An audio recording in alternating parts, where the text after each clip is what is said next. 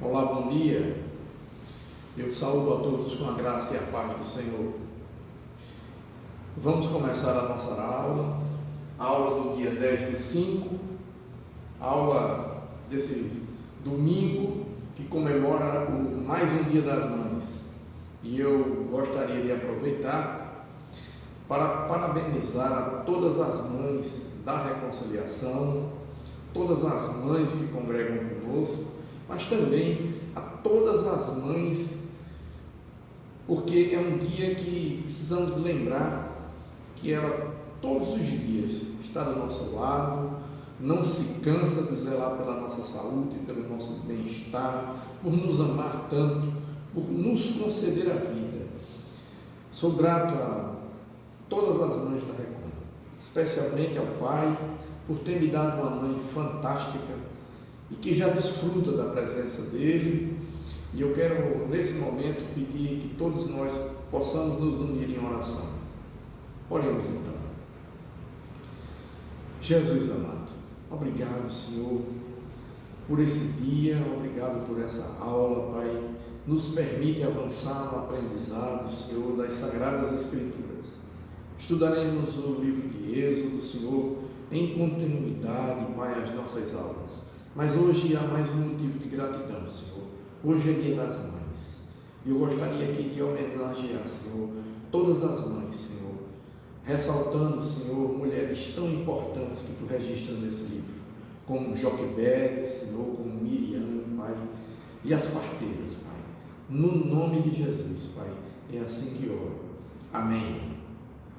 Então, sigamos adiante. Na aula anterior nós vimos que Deus prepara Moisés nasce com uma missão divina. Deus, no livro de Êxodo, a gente já viu que é o livro da redenção, Deus vai redimir o povo de Israel, e é nesse livro que Deus se apresenta a Moisés, e Deus dá uma missão a Moisés de libertar o povo, concede a Moisés poderes, quebra a resistência de Moisés. A gente acabou de ver no capítulo 4 que Deus se apresenta a ele e ele faz uma série de questionamentos, e nós vemos aí pelo menos 5 estágios dessa narrativa onde Moisés se acha impedido, se acha sem condições, e Deus responde a cada situação dessa, provando a ele que pode dar a ele condições para cumprir a missão, porque Deus também está nos ensinando de que quando Ele nos dá uma missão, Ele que é mais fiel do que nós humanos, zela pela Sua palavra, zela pela Sua promessa, e é fiel também para nos capacitar para a missão que Ele dá. Se Deus nos dá uma missão, temos que agir como Abraão agiu. Por isso é tido o pai da fé. Quando Deus pede que ele sacrificasse seu filho Isaque no Monte Moriá, nós não conseguimos identificar no texto bíblico nenhum ponto sequer que Abraão tenha duvidado, que Abraão tenha sequer colocado empecilho ou dificuldade. Abraão simplesmente confia e cumpre. No caso do livro de Êxodo, Moisés, quando ele não tem mais nenhuma justificativa, ele acaba se rebelando frontalmente a Deus e diz o seguinte, que era melhor mandar outro. Até a Bíblia registrar que isso acende a ira de Deus, não é? E Deus diz porque ele disse que não falava bem, ele era pesado de língua, né? E Deus diz a ele, quem fez a boca, Moisés? Né? Quem é o Criador de todas as coisas, Moisés? Deus já tinha falado a Moisés, eu sou o que sou. É como se ele dissesse, eu sou indefinível, Moisés. Mas aí, daqui por diante, nós vamos ver que, assim como eu havia tentado mudar um pouco o que a revista traz trechos muito longos, mas que tem no esboço proposto pelo Russell Shedd em sua Bíblia, uma quebra que nos dá um pouco mais de condições de fragmentar esses períodos longos, porque Deus provê um libertador, um redentor, Deus vai redimir seu povo, mas através de Moisés, a figura de Moisés, que é um dos tipos de Cristo, né? Existe uma tipologia bíblica, então do jeito que o Egito é um tipo de mundo, Moisés é um tipo de Cristo, e nós vimos na aula passada que Deus preparou o libertador, né? Então a gente viu a servidão, a gente viu a preparação do libertador. Moisés passa 80 anos se preparando para servir a Deus por 40 anos. Moisés passa 40 anos, os primeiros 40 anos da vida de Moisés, ele vai ser educado. Moisés consegue transitar bem nas duas culturas. Moisés viveu entre os hebreus, mas foi educado na cultura egípcia, então ele sabia muito bem não só ter acesso, mas se conduzir entre os egípcios e entre os hebreus, entre os israelitas, né? São dois nomes dados ao povo de Israel, né?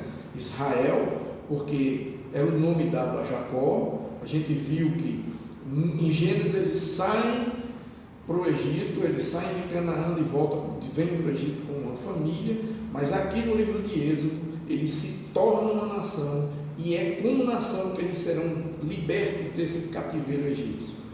A gente também vê no livro de Êxodo uma mensagem, numa visão mais panorâmica, de que Deus está libertando o seu povo da escravidão, de uma forma opressora de vida, né? E aqui nós temos no capítulo 5, onde nós vamos nos adentrar nessa aula, que Deus ele vai enviar Moisés com uma missão de confrontar Faraó. Faraó, a gente já viu, é um monarca, né? Um rei do Egito, né? Dava seu nome de Faraó. Tiveram mais de um faraó, inclusive nessa época há quem registre nomes desses faraós, e a luta contra essa opressão, a opressão do poder egípcio, né, vem através de um aviso que Deus dá. Deus envia Moisés e Arão. Moisés era pesado de língua e Deus permite a ele, né? Deus diz: Arão fala bem, então tu usarás Arão como boca, mas Arão vai dizer o que tu disseres a Arão, porque a missão era de Moisés.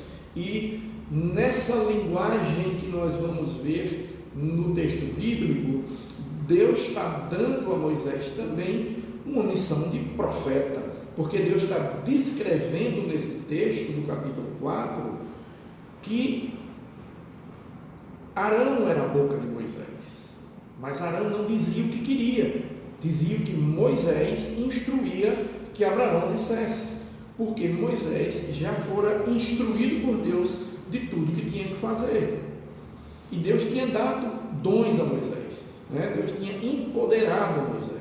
O cajado de Moisés, né? Simbolicamente, Deus tinha transformado numa serpente e depois volta a ser um bordão, né? E é com esse bordão que Moisés vai confrontar Faraó.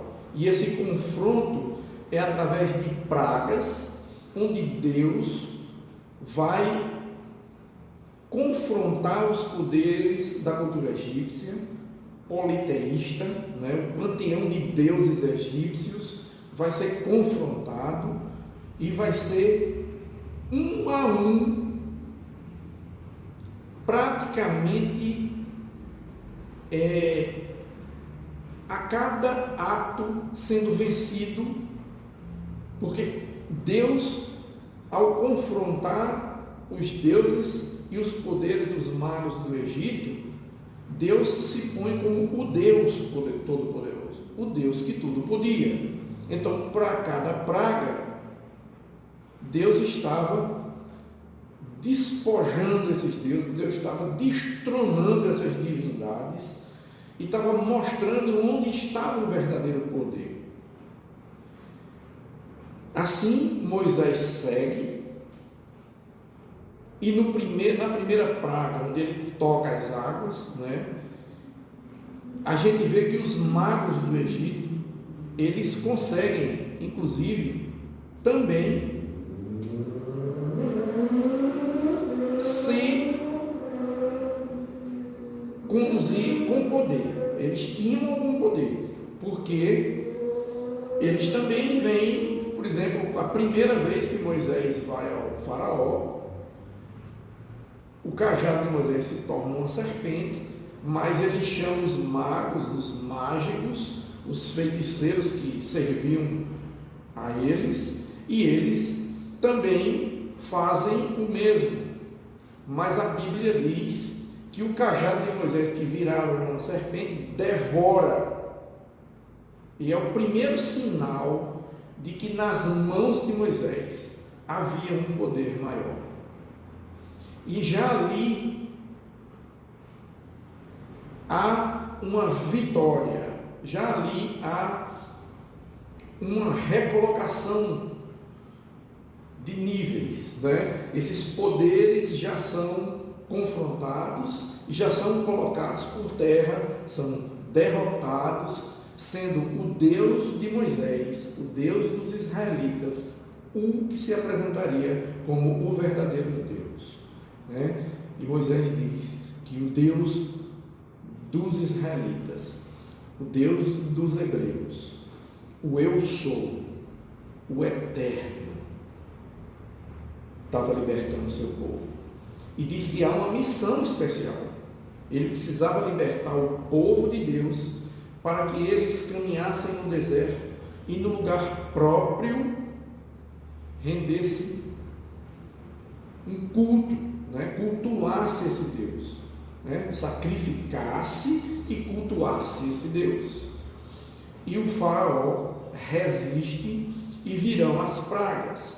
Essas pragas é que significa a luta contra o opressor. Mas simbolicamente, nós também vivemos hoje num mundo que nos oprime, que nos aprisiona. Quantas vezes a gente quer se livrar, se libertar de costumes, de inseguranças, de estilos de vida que nos aprisionam, muitas vezes nos trazem muita dor, muito estresse, seja por um nível de vida, seja por beleza, seja por status. Tudo isso nos escraviza a viver olhando para o dinheiro, para a posição social, até para a nossa segurança. A gente é tão incrédulo que não confia de que Deus vai nos suprir, como se a gente tivesse uma fonte de suprimento que não viesse de Deus. A gente fica se enganando, achando que quem supre nossa casa é o nosso trabalho, como se Deus não nos permitisse primeiro estar vivo. Hoje Ele renovou suas misericórdias, fazendo com que cada um acordasse, quando está vendo essa aula em vídeo, nos suprisse de todas essas capacidades, tecnologias. Nossa igreja está fechada, nós estamos confinados, mas nós conseguimos aqui vir montar uma aula em vídeo, com recursos que Deus tem nos dado. A igreja abre suas portas, permite que a gente possa usar essa sala para gravar a aula e transmitir a vontade dele para cada um de nós. E isso, às vezes, faz com que a gente, embriagado por esse estilo de vida, por essa sociedade que se ajoelhou para uma série de estilos opressores, escravizadores, né? conduzisse nosso estilo de vida, nosso jeito de viver, e a gente não consegue se libertar disso, mesmo quando decide viver uma vida mais simples, mais despojada, uma vida mais centrada dos nossos sonhos, às vezes sonhos simples, de ser feliz, de curtir nossa casa, de curtir nossa família. Quantas vezes a gente vivia até poucos dias atrás com um calendário repleto, e hoje um vírus conseguiu desmanchar nossas agendas, né? Principalmente aquelas que nos faziam nos locomover para locais, e a gente abria mão de presença em casa, abria mão de um devocional para correr para um horário, para pegar um transporte. Aqueles que continuam trabalhando, continuam fazendo o seu trabalho. Eu mesmo trabalho home office, e o meu trabalho está sendo bem entregue. Ele está prejudicado por outras circunstâncias financeiras e pela parada de muitas atividades, mas Deus continua suprindo minha casa, agora permitindo que eu esteja perto de minha família, que eu possa notar o que está dentro da vontade de Deus e o que não está dentro da vontade de Deus. E Ele está me dando, a mim e a você, né? Está nos dando, aliás, uma oportunidade de nos libertar, assim como Ele fez com o povo dele, de nos libertar de um sistema que nos deixa cativos e um sistema que nos aprisiona. Então, esse livro, ele é um livro de extrema importância para nós que vivemos hoje a nova aliança, porque o livro de Êxodo, quem entende bem o macro do livro de Êxodo e entra nas minúcias da sua leitura, vai perceber um Deus libertador, um Deus redentor, que vem libertar seu povo de um cativeiro, que vem trazer uma nova realidade de liberdade para esse povo. Ele vai tirar o povo desse sistema opressor e vai levar o povo, mas Ele quer levar o povo para dentro da sua vontade. E nós vamos ver que essa luta que Moisés vai travar com esse sistema opressor, ela tem um paralelo para as lutas que nós temos que travar, para o sistema que nos oprime hoje, que nos aprisiona, que nos escraviza, seja para consumir, seja para ter um padrão de beleza, de postura, de cultura, onde nada disso é importante se a gente não tiver ligado ao propósito que Deus tem para a nossa vida. Há pessoas que Deus usa lá onde ela está, e a gente, usando as palavras de uma pessoa que nos veio aqui, trazida até por Dom Ximenes, e ele disse assim: vamos florescer aonde Deus nos plantou, né? Um desembargador do Rio Grande do Norte que Dom Ximenes trouxe, ele pregou aqui na igreja inclusive, e eu não esqueci disso, né? Vamos florescer onde Deus nos plantou. Então, se Deus lhe plantou na igreja para ser um reverendo, para ser um diácono, para ser um pastor, faça isso com amor, entendendo que Deus tem propósito para a sua vida. Mas se Ele lhe deu um ministério, né? Ou se seu ministério está dentro de casa, cuidando da sua família, que é o ministério mais importante que Deus pode dar a alguém, cuidar da família, faça isso, sabendo que Deus tem um propósito para você de estar dentro de casa conduzindo sua família. Esse propósito é fazer com que a vontade de Deus seja conhecida por todos aqueles que você lidera dentro de casa, por todos aqueles que você educa, né?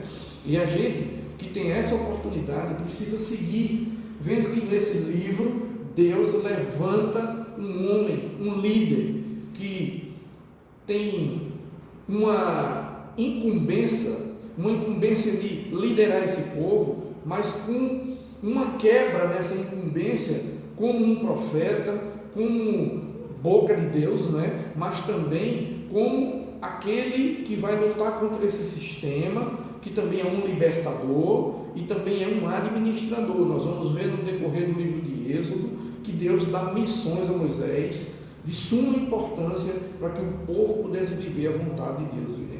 Vivesse o propósito que Deus tinha para esse povo. Deus tinha um propósito, e esse propósito vai ser cumprido a partir dessa libertação. Então sigamos adiante com essa luta de Moisés contra esse opressor. Moisés e Arão vão ao faraó e eles vão demonstrar através das pragas de que o Deus que os enviara era o Deus Todo-Poderoso. A gente tem que lembrar que a cultura egípcia era uma cultura politeísta, tinha muitos deuses, né? O panteão de deuses egípcios era enorme e esse costume deles, essa cultura deles, acreditava na vida após a morte. É por isso que eles tinham túmulos tão grandes, né? Tumbas, né? Pirâmides, né? Sarcófagos, né? Eles eram enterrados totalmente protegidos para que eles tivessem o mínimo de degradação do corpo que estava ali sepultado. Alguns eram sepultados junto, porque os servos eram sepultados junto com o faraó, né? Todas as riquezas, joias do faraó eram todas sepultadas no túmulo, porque eles criam numa vida após a morte, né? Eles criam que voltavam à vida, reencarnavam, né? E por isso que eles queriam estar com seus pertences, eles queriam levar tudo para o túmulo, né? Se pudesse, eles levavam o reino inteiro para o túmulo e enterrava junto, mas em proporção menor era o que eles faziam. Eles pegavam riquezas, se enchiam de riquezas, né? Se enchiam de servos, porque eles criam que quando eles voltassem à vida, numa vida após essa que eles tinham, eles criam que reencarnariam, eles viriam para tomar posse do que tinham novamente. Ora, lendo engano, hoje, milênios depois, a arqueologia encontra nas tumbas egípcias, não é, todos aqueles utensílios, né, as múmias, né, todos aqueles corpos mumificados, né, que simplesmente nunca tiveram o destino pretendido por aqueles que assim criam. Para a gente ver que muita coisa que se crê hoje não é novidade, é coisa de milênios, é só uma nova roupagem para algo que Deus vai despojar, né? E que aquele que crê em Deus confia que Deus é Senhor de vivos e de mortos. Por isso que a gente precisa crer que só esse Deus tem poder para nos livrar de tudo aquilo que nos engana, que nos oprime, que nos tira do centro da vontade de Deus. Esse sim é o nosso lugar. O lugar mais seguro do universo, segundo Dom Alexandre Ximenes, é o centro da vontade de Deus. Que essa seja uma lição para a nossa vida. Que nesse livro, onde Deus prepara um libertador, que vai lutar contra a opressão do sistema egípcio para livrar seu povo. É nesse contexto que nós vamos seguir, porque Deus, quando vai cumprir todas essas, quando vai cumprir o que estava dito a Moisés, quando Moisés lança as pragas, e mesmo assim o faraó não recua, continua, até quando promete que o povo saísse, acaba voltando atrás, até que Deus, através de Moisés, vai instituir a Páscoa. E é esse capítulo, que se vocês lerem o capítulo 5 em diante, até o capítulo 11, vocês vão ver essa luta. E vocês verão que no meio dessa luta, onde as pragas vão tentar quebrar essa resistência do faraó, mas também e principalmente tinha por propósito derrotar os deuses egípcios e provar que o Deus de Moisés era o Deus Todo-Poderoso, né? Aquele que não se poderia descrever, não tem como. Deus não cabe na nossa capacidade intelectual. Deus não cabe no nosso entendimento. Deus está para muito além disso. E por isso ele diz a Moisés: eu sou o que sou. Deus está fora do tempo. Não tem ontem, não tem hoje, nem amanhã. Deus é. Deus é. Por isso ele diz: eu sou. Então, vejamos a partir de agora. Eu vou fragmentar a aula para que a gente possa ter uma noção de como foi a instituição da Páscoa e a última praga, que é a morte dos primogênitos, porque ela tem um valor intrínseco muito especial, porque é um memorial, é por memorial, né, que tudo isso foi feito. Deus pede que seja feito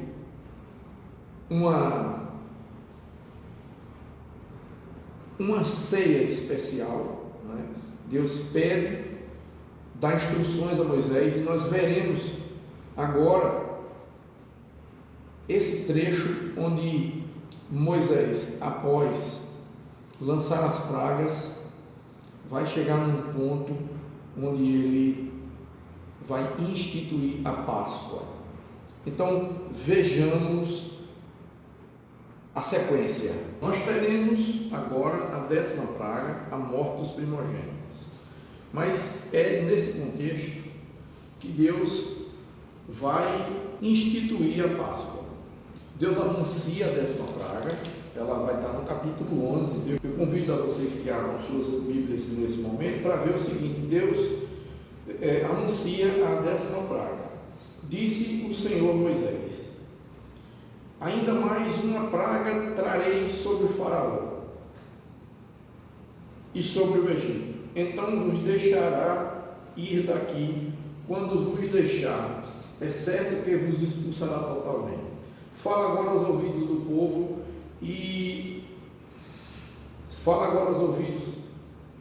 povo que todo homem peça ao seu vizinho e toda mulher à sua vizinha objetos de prata e ouro.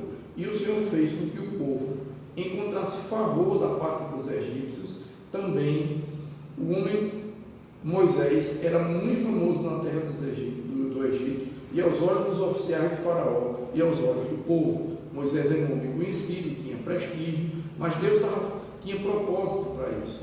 E Deus despoja praticamente o Egito, porque eles queriam mais era que esse povo saísse, e o povo entrega bens, joias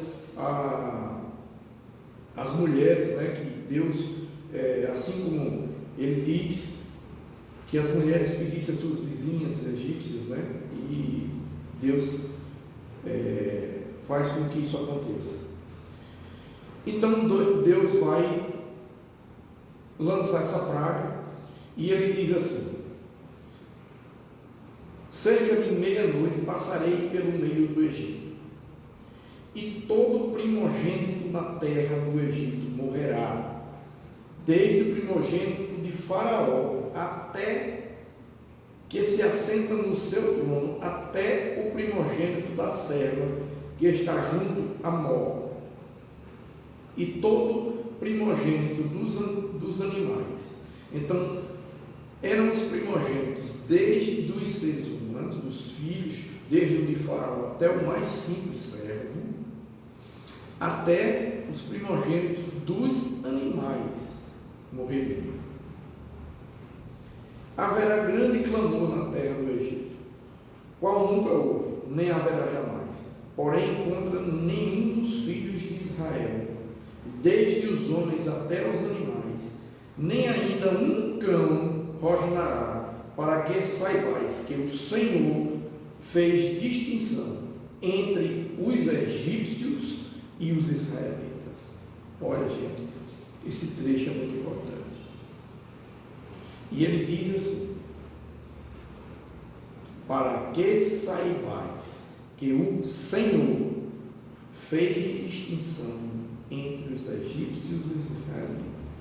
Então todos estes teus oficiais descerão a mim e se inclinarão perante mim, dizendo: sai tu e todo o povo que te segue, e depois disso sairei. E, ardendo em ira, se retirou da presença de Faraó. Então disse o Senhor a Moisés: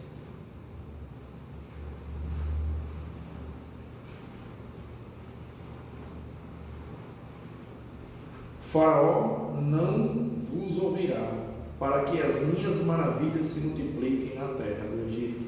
Moisés e Arão fizeram todas as maravilhas perante Faraó, mas o Senhor endureceu o coração de Faraó, que não permitiu saírem da sua terra os filhos de Israel. Vejamos então, e o Senhor vai instituir a Páscoa. Veja o que é que ele vai dizer. Disse o Senhor a Moisés e a Arão na terra do Egito: este mês vos será o principal dos meses, será o primeiro mês do ano. Deus institui que esse seria o primeiro mês do ano e o principal e o mais importante mês do ano, isso no calendário judaico. E Deus vai dizer o seguinte: falai a toda a congregação de Israel, dizendo: aos 10 deste mês, cada um tomará para si um cordeiro, segundo a casa dos pais, um cordeiro para cada família. Mas se a família for pequena, para um cordeiro, então convidará ele o seu vizinho mais próximo, conforme o número das almas, conforme o que cada um puder comer. Por aí calculareis quantos bastem para o cordeiro. O cordeiro será sem defeito, macho de um ano. Podereis tomar um cordeiro ou um cabrito, e o guardareis até o 14º dia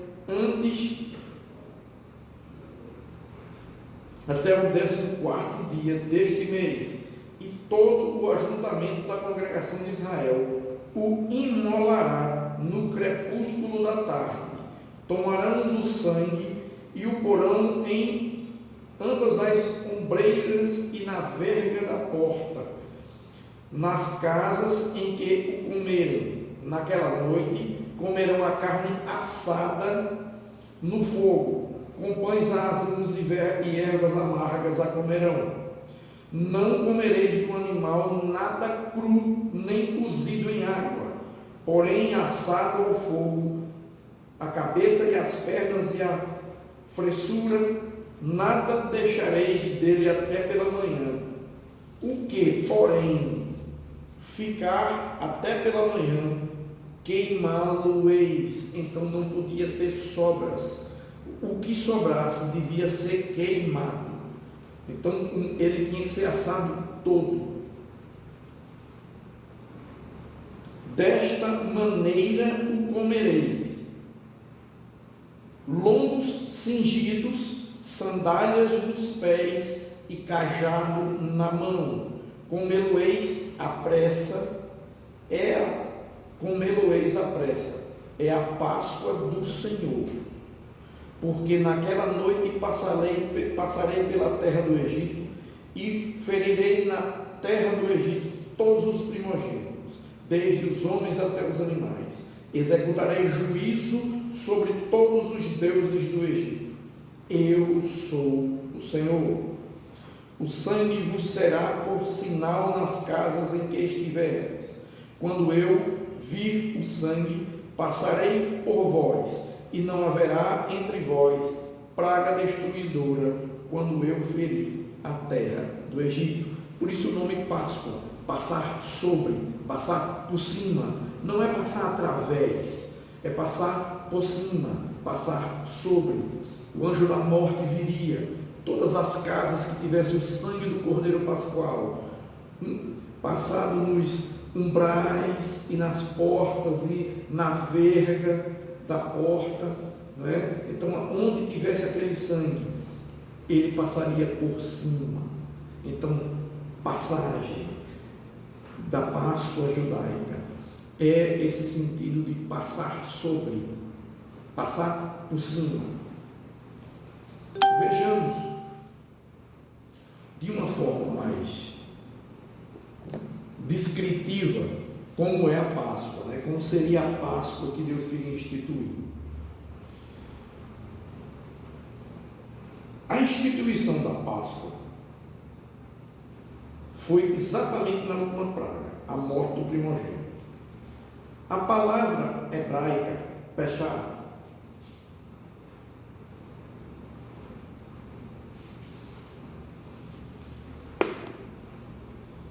deixa eu só trocar esse lápis aqui.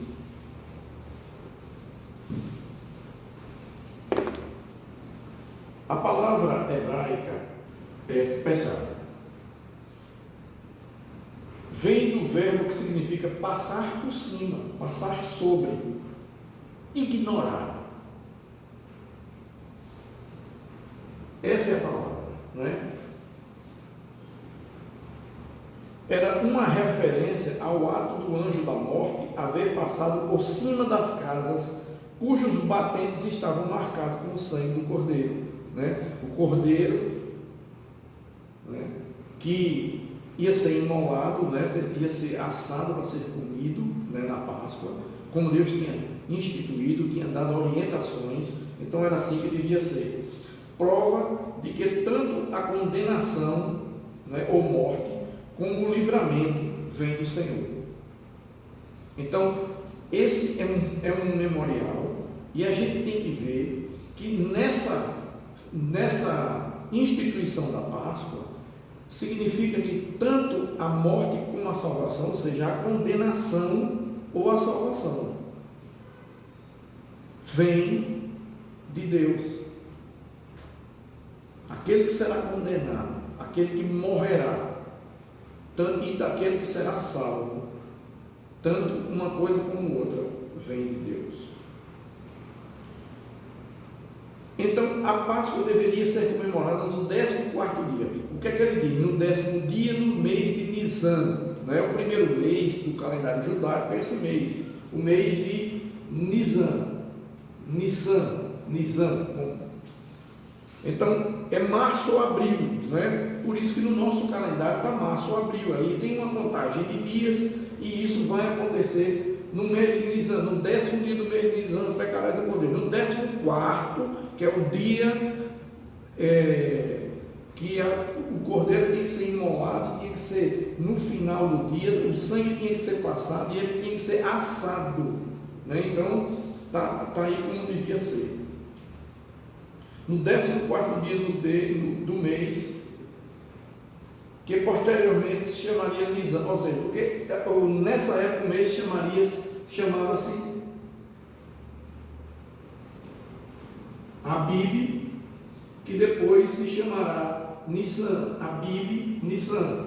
Então ele diz assim, deveria ser o 14º dia do mês de Abib, que posteriormente se chamou Nisan. Essa é a primeira palavra para o mês de Nisan, Abib, e depois ele passará a ser chamado Nisan. O personagem central é o cordeiro, né? Na Páscoa, o personagem central é o cordeiro. Sua morte, né, é um sacrifício, né? Servirá para substituir a morte do primogênito. Ele morre no lugar do primogênito, das famílias que obedeceram ao Senhor, celebrando a Páscoa. Então, toda aquela família que celebrou a Páscoa, obedecendo a Deus, o cordeiro morreu no lugar do primogênito, que estava morrendo naqueles que não estavam comemorando a Páscoa e que não obedeceram ao Senhor.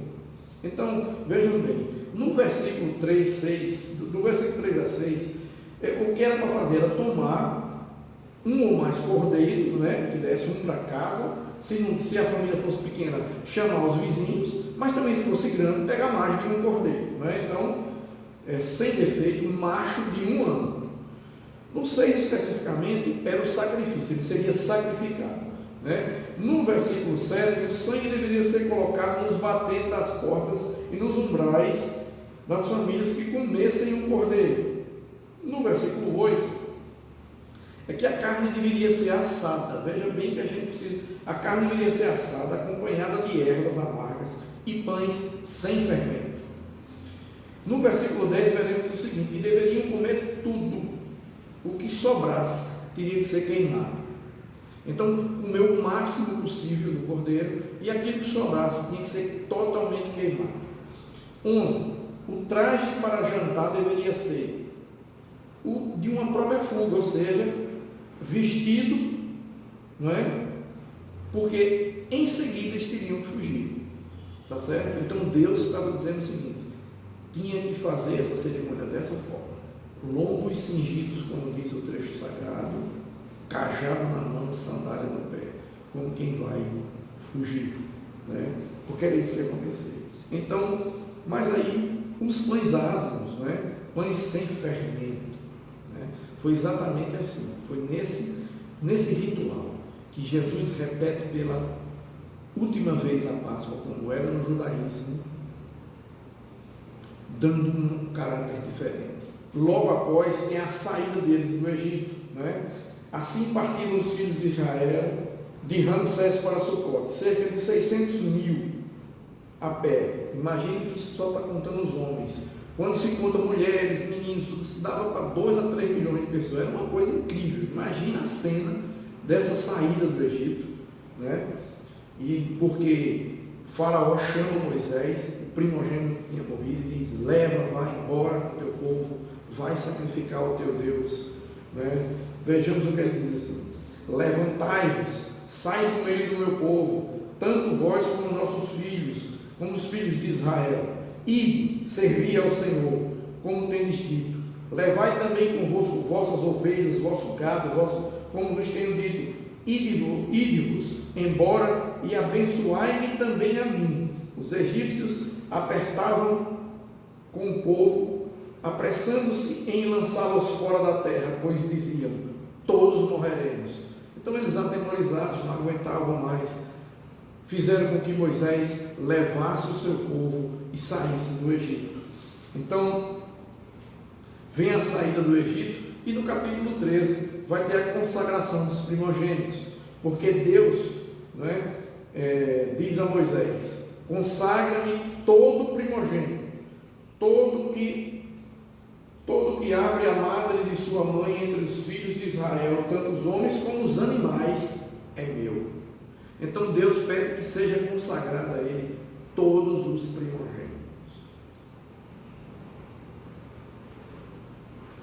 Esse é o capítulo 13, onde nós aqui encerramos nossa aula de hoje e continuaremos com a saída do povo, que já estava acontecendo aqui nesse capítulo, e que vai ter a sua ênfase maior, ter o seu momento mais simbólico, quando Moisés saindo vai ter uma surpresa, porque Faraó vai perseguir Israel e vai com seu exército encontrar Moisés entre as montanhas e o mar sem saída, e o povo que tinha acabado de ver tudo isso vira para Moisés e diz: Moisés, não tinha sepulcro no Egito, ou seja, não tinha túmulo, cemitério, a gente pudesse morrer no Egito, a gente veio morrer aqui na beira desse mar, fugindo, esse tanto de gente. E Moisés consulta o Senhor, e em algumas Bíblias tem o trecho é até assim: que queres, Moisés? Tipo assim, porque vens a mim, toca as águas, não é? As águas vão se abrir e vai passar a pé enxuto. E o povo atravessa o Mar Vermelho. Essa é uma passagem belíssima, uma das mais simbólicas, porque também é um sinal. E Moisés vai atravessar com todo o povo o mar. O mar vai se abrir e eles vão passar a pé enxuto. E Faraó, que já vinha um encalço, um exército poderosíssimo, certamente seria um banho de sangue, mas nada disso acontece, porque Deus livra seu povo. E a Bíblia vai registrar que quando isso ocorre, o mar se fecha sobre todo aquele exército, cavalos, e todos são ali afogados, e Moisés está com Israel lá no outro lado do mar, atravessada a pé enxuto e seguro. Ali, Miriam, como eu já disse, um personagem importantíssimo, uma irmã querida de Moisés. Ali ela vai pegar um tamborim e ela vai dançar e cantar com as mulheres, e é um momento de cântico de gratidão, porque eles estão passando a pé enxuto. Então, um livro que era uma narrativa de história, agora também é um livro de canto, porque no capítulo 15, depois de ser perseguido e passar pelo mar a pé enxuto, há um canto de gratidão. Sabe por quê? Porque esse livro está dizendo para mim e para você que quando Deus está no controle de nossas vidas, não existe ocasião sem saída. Não existe, para aquele que crê em Deus, não existe ocasião onde não há saída, porque Deus sempre vai providenciar uma saída. Para mim e para você que cremos, tudo isso que está escrito é para que a gente possa ver o favor de Deus, para ver o poder de Deus em favor do povo de Israel. Esse mesmo poder está disponível para mim e para você hoje, que vivemos a nova aliança. Em 1 Coríntios 10, 11, Paulo vai dizer, porque ele vem na narrativa do capítulo 10, narrando esses fatos que ocorreram, e lá no capítulo 11 diz: isso está escrito para nos advertir, para advertir a nós que hoje lemos as Sagradas Escrituras no Novo Testamento, que tudo isso foi escrito, todos esses acontecimentos foram registrados para a nossa advertência de que o fim está próximo, de que o Senhor voltará para nos libertar desse sistema terrível que é. Por isso que Jesus não chama a mim e a você para uma religião. Jesus convida a mim e a você a um novo estilo de vida. Cristianismo é um estilo de vida, é um jeito de viver.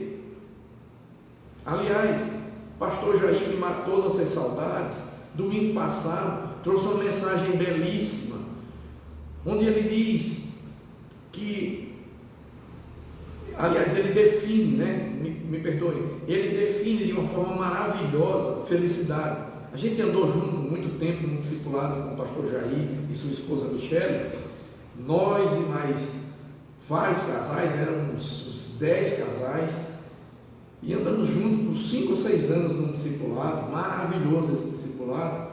E eu lembro muito bem quando ele definia de uma forma tremenda felicidade. Ele dizia: felicidade não é um objetivo, felicidade não é um lugar que se chega, felicidade é o jeito que se vai. Então, meus amados, estamos aqui aprendendo um pouco no livro de Êxodo, algo importantíssimo. Se a gente puder perceber no livro de Êxodo, nessa visão macro do livro, nesse jeito de descrever a visão panorâmica entre o da revista e o que está proposto pela Bíblia do Russell Shedd, comentada por Russell Shedd, veremos que, se entendermos o livro de Êxodo, teremos uma facilidade muito grande de entender o Novo Testamento. Há uma correlação muito grande, né? O livro, para entender o Novo Testamento, precisamos entender Êxodo, né? Esse livro da redenção. Deus liberta seu povo de um cativeiro, de um aprisionamento, e isso acontece hoje conosco. Tudo que nos aprisiona, Deus quer nos libertar. O Evangelho é libertador por isso. Amém? Então oremos e agradeçamos a Deus por esse domingo que teremos, pelo culto que logo mais teremos, e pelas palavras que virão através da boca daquele que Deus escolheu para trazer a mensagem, que deverá ser Dom Ximenes, que mais uma vez será tremendamente usado por Deus e nos abençoará com a sua palavra. No nome de Jesus, é assim que oro, é assim que peço, é assim que agradeço. Amém? Até a próxima.